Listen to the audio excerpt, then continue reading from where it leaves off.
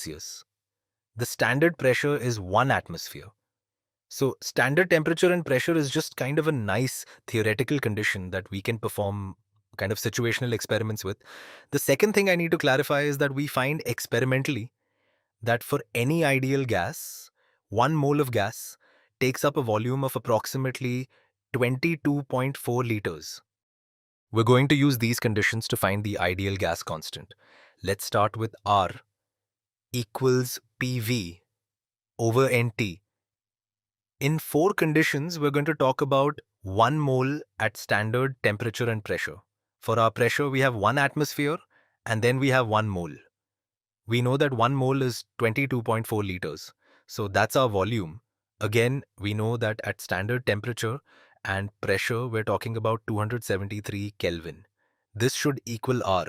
If we solve this out, our ones are going to cancel and we really just need to divide 22.4 by 273. That's going to give us 0.0821 and our units are going to be atmospheres times liters. Times liters divided by moles times Kelvin. The constant R is equal to 0.0821 atmospheres times liters divided by moles Kelvin. This is the ideal gas constant. It's going to be the same for all ideal gases as long as we're dealing with pressure in atmospheres and volume and liters. It's probably the one most often used in general chemistry. I mentioned this earlier. Sometimes we deal with pressure in a unit called a Pascal. We deal with volume in cubic meters. And we use both of these. They're both based off of SI units. And we might have another value for R, which looks like this. We're still going to start with R equals PV over NT. We're still going to use standard temperature and pressure.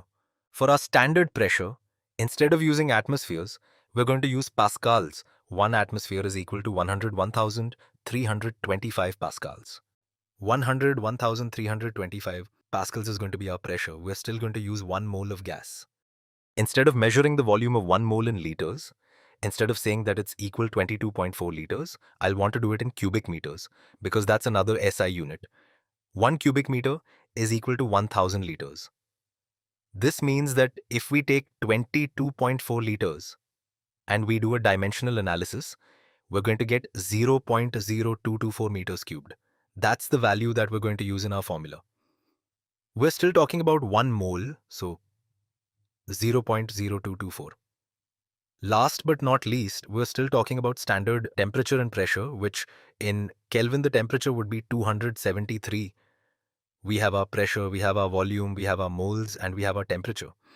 If we run this through a dimensional analysis to see if we can cancel any units, we would start with 101,325 pascals. Keep in mind that a pascal is the same thing as saying a Newton per meter squared. That's a SI unit of pressure.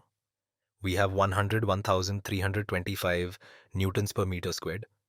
We would take our volume, and that's 0.0224 meters cubed. And so we would put that in there. Most of our meters would cancel. 2 of the meters on top and 2 of the meters on the bottom, leaving us with just a meter on top. Then we would add in a division by 1 mole because we're dividing by 1 mole and we'll put that on the bottom. Then we'll finish it off by putting 273 Kelvin on the bottom. If we simplify this down, we'd say that 101,325 times 0.0224 divided by 273, and that would give us a value of R equals 8.314 Newton meters per mole Kelvin. We could simplify the units just to take more, because Newton meters are the same thing as joules.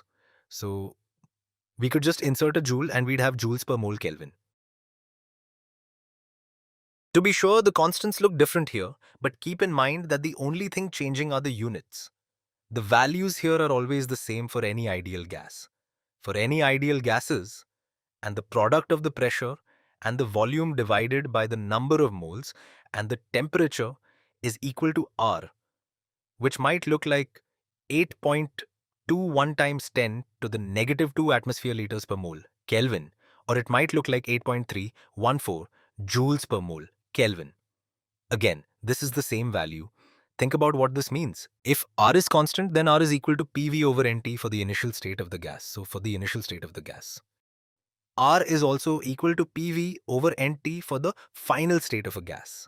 So for a final state of gas, this is true because PV over NT always equals R for any ideal gas. What we're really saying here is that the initial PV over NT is equal to the final PV over NT, which opens up all sorts of neat kind of predictive possibilities, say if we were to change one of the variables. We're going to explore these possibilities in the next few videos.